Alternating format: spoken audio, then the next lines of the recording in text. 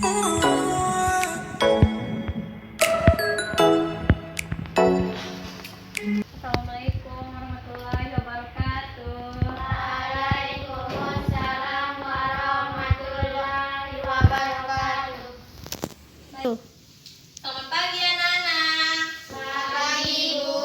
Bagaimana kabarnya? Baik. Baik, alhamdulillah.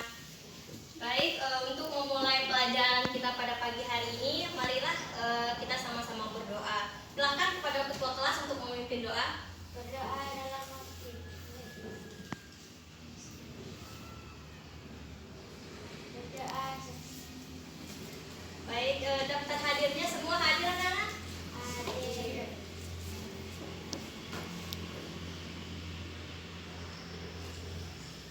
Baik, pada pagi hari ini di pertemuan pertama ini sekarang udah kelas 11 ya. Mana semangatnya dong? Semangat. Semangat? Semangat. Nah, oke. Nah, pada pertemuan pertama ini kita akan membahas tentang hak asasi manusia, yaitu tentang harmonisasi hak dan kewajiban asasi manusia. Konsep hak asasi manusia. Hak asasi merupakan hak yang melekat pada setiap diri manusia dari sejak lahir yang sudah diberikan oleh Tuhan Yang Maha Esa dan tidak dapat diganggu-gugat oleh siapapun. Nah, dilihat dari ciri-ciri dari hak asasi manusia itu, yang pertama, hakiki. Hakiki merupakan sesuatu yang sudah ada kepada manusia dari sejak lahir, dan itu merupakan pemberian dari Tuhan Yang Maha Esa. Nah, yang kedua, ciri yang kedua yaitu universal, yang dimana setiap orang yang ada di muka bumi ini memiliki hak asasi manusia, tidak memandang siapa golongan, suku, bangsa, dan agama. Nah, yang ketiga, tidak dapat dicabut. Nah, setiap orang memiliki hak asasi manusia yang tidak dapat dicabut dan diganggu-gugat oleh siapapun. Oleh karena itu, kita harus menjaga hak kita sendiri supaya tidak ada yang mencoba untuk mengganggu-gugat hak kita. Nah, yang selanjutnya yaitu tentang ciri yang selanjutnya yaitu tidak dapat dibagi. Hak kita adalah hak kita. Hak orang lain merupakan hak orang lain. Oleh karena itu, setiap manusia memiliki hak-haknya sendiri dan itu tidak dapat dibagi. Nah, kita lanjut tentang kewajiban asasi manusia. Kewajiban merupakan sesuatu yang harus kita lakukan. Apabila kita tidak lakukan, maka hal itu merupakan tidak baik seperti itu. Kita wajib melakukannya. Kayak misal, seperti misalnya kita semua kan agama Islam kan ya, ya kan? Nah, kalau kita kewajiban kita itu adalah sholat. Kalau kita tidak sholat, pasti kita akan mendapatkan dosa. Begitu juga dengan kewajiban kita sebagai warga negara yang baik. Nah, di sini banyak sekali pertanyaan. Apakah hak atau kewajiban yang ada terlebih dahulu atau yang didahulukan? Banyak sekali kita lihat di kehidupan yang nyata. Orang minta hak-haknya tanpa melakukan kewajibannya. Nah, sebaiknya kita sebagai warga negara harus melakukan kewajiban kita dengan baik dulu supaya hak-hak kita itu dapat dipenuhi dengan baik juga.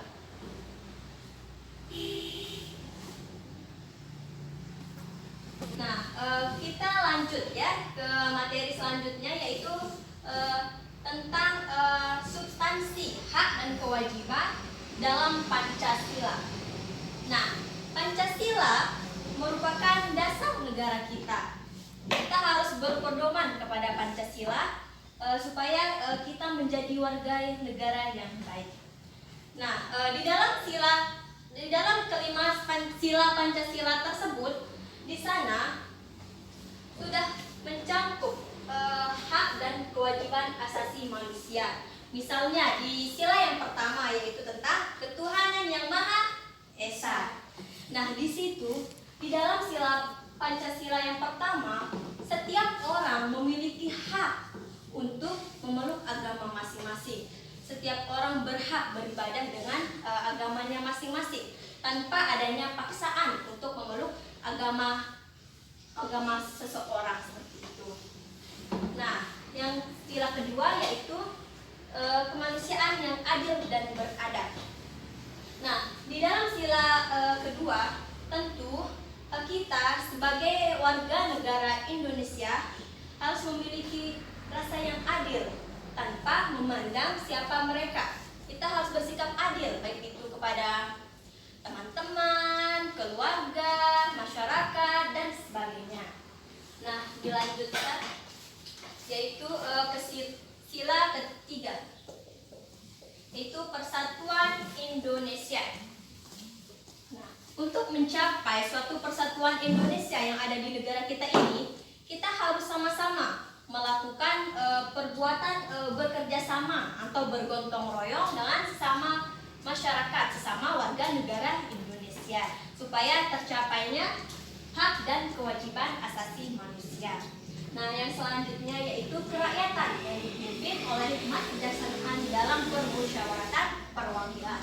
Nah, di dalam sila keempat ini tentu dalam kehidupan bermasyarakat, dalam kehidupan berbangsa dan bernegara, kita memerlukan arti kata musyawarah atau kita sebagai masyarakat yang demokratis gitu. Kita tidak boleh menjadi masyarakat yang individual gitu, melakukan pendapat sendiri dengan semau-maunya. Justru kita harus melakukan musyawarah dan mufakat dalam melakukan sesuatu yang kita inginkan demi kesejahteraan negara kita. Nah, yang selanjutnya yaitu keadilan sosial bagi seluruh rakyat Indonesia. Nah, sama halnya seperti dalam kehidupan berbangsa negara, tentu kita harus adil dengan sesama manusia supaya terjadinya keadilan sosial tanpa membeda-bedakan suku, agama, ras dan sebagainya. Bagaimana sampai di sini? Apakah kalian sudah mengerti, anak-anak? Baik. Kalau begitu, ibu akan mengetes kalian dengan cara main game. Nah, di sini ibu akan membagi tentang ke kelompok satu ya, ini sudah menjadi kelompok satu ya, tentang kelima sila Pancasila. Nah, terus yang kelompok dua akan mencocokkan dari kelima Pancasila tersebut yang sesuai dengan sikap kita sebagai warga negara yang telah memenuhi hak dan kewajiban kita sebagai warga negara yang baik. Baiklah, di sini tidak terlalu sulit ya. Kita hanya mencocokkan mana sila yang tepat dan mana sikap yang tepat sesuai dengan sila Pancasila yang semuanya kelimanya. Baiklah, silahkan kepada kelompok pertama untuk menyebutkan sila pertama. Ketuhanan yang Maha Esa. Baik, sikap yang sesuai dengan sila pertama, silahkan dilihat, dicocokkan sikap yang sesuai dengan sila pertama. Menghormati agama orang lain. Baik. Nah, selanjutnya sila kedua, silahkan dibacakan dengan suara yang lantang. Kemanusiaan yang adil dan beradab. Nah, sikap yang sesuai silahkan berdiri yang sesuai dengan sila kedua. Tidak semena-mena kepada orang lain. Nah, lanjut sila yang ketiga. Persatuan Indonesia. Terus sikap yang sesuai. Cinta tanah air dan bangsa. Baik, lanjut sila keempat. Kegiatan yang dipimpin oleh hikmat kebijaksanaan dalam permusyawaratan perwakilan. Lanjut. Mengutamakan kepentingan negara dan masyarakat. Baik, yang terakhir sila kelima. Keadilan sosial bagi seluruh rakyat Indonesia. Menghormati hak orang lain. Nah, baik, tepuk tangan untuk kita semua. Nah, kita sudah membahas tentang sikap-sikap yang sesuai dengan nilai kelima sila Pancasila. Tetapi pada kenyataannya banyak sekali kita sebagai warga negara yang melanggar hak asasi manusia. Kenapa sih? Kenapa harus kita langgar gitu? Sedangkan kita sendiri sudah punya hak. Kita sendiri sudah dari sejak lahir sudah punya hak asasi manusia. Tapi kenapa? Apa yang menyebabkan kita sebagai warga negara Indonesia bisa melakukan pelanggaran hak asasi manusia? Nah, kita lanjut tentang faktor-faktor penyebab pelanggaran hak asasi manusia. Di sini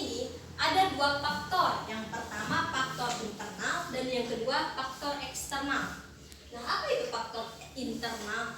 Faktor internal merupakan faktor yang ada dalam diri kita sendiri. Internal ini mencakup 3 bagian. Yang pertama, sikap egois atau mementingkan diri sendiri.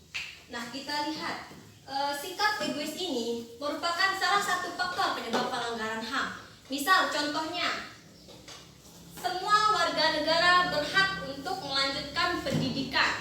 Misal, si A ingin melanjutkan pendidikan kuliah perguruan tinggi, tetapi dia memiliki sikap yang sikap egois yang terlalu tinggi gitu.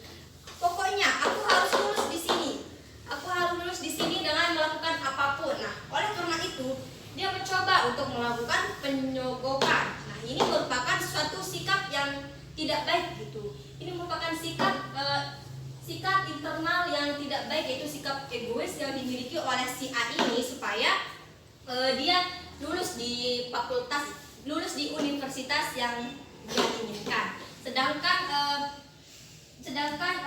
orang yang benar-benar berusaha itu, sedangkan seseorang yang ingin benar-benar lulus di universitas tersebut harus belajar dengan rajin supaya mereka bisa lulus dengan sempurna. Nah, yang kedua yaitu rendahnya pemahaman tentang HAM, hak asasi manusia. Kan dari dulu, dari SD kita sudah belajar tentang hak asasi manusia. Tetapi banyak sekali pada kenyataannya kita lihat banyak sekali orang yang tidak sadar tentang hak asasi manusia. Banyak sekali orang yang melakukan pelanggaran. Misal contohnya kita lihat pada perjalanan lalu lintas. Di saat lampu merah, ada beberapa orang yang ingin sekali untuk mencapai tujuannya dengan cepat. Oleh karena itu, dia melakukan pelanggaran dengan menerobos lampu merah tersebut. Dengan sikap yang melanggar lampu merah itu merupakan sikap yang tidak baik. Itu merupakan pemahaman HAM yang kurang seperti itu. Nah, selanjutnya yaitu sikap tidak toleransi. Nah, ini merupakan salah satu penyebab pelanggaran hak asasi manusia. Kita tahu kan, kita sebagai warga negara Indonesia dari Sabang sampai Merauke merupakan Bhinneka Tunggal Ika. Kita berbeda-beda tetapi tetap satu jua. Selanjutnya yaitu sikap tidak toleransi. Nah, kita tahu kan, kita sebagai warga negara Indonesia dari Sabang sampai Merauke memiliki macam-macam suku, agama, bahasa, dan sebagainya. Oleh karena itu, tentu sebagai warga negara kita harus toleransi dengan perbedaan-perbedaan tersebut. Nah, apabila kita tidak toleransi, maka pasti akan terjadi keributan, kecekcokan antara yang golongan yang A dengan golongan yang B. Nah, sampai di sini sudah paham, anak-anak? Nah, baiklah kita lanjut ke faktor eksternal, yaitu faktor dari luar diri kita sendiri. Nah, di sini misalnya faktor penyalahgunaan kekuasaan. Nah, di sini tidak hanya pemerintah saja yang memiliki kekuasaan, tetapi banyak kita lihat juga dari seperti perusahaan-perusahaan.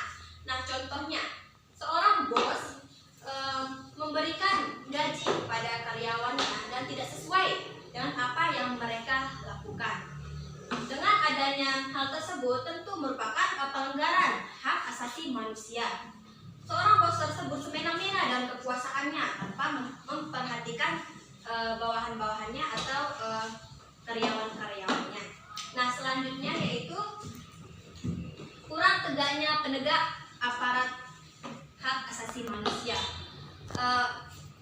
Hal tersebut dapat memicu maraknya pelanggaran hak asasi manusia karena aparat sendiri tidak melakukan tugasnya dengan baik. Justru oleh karena itu warga negara akan semena-mena melakukan pelanggaran hak asasi manusia.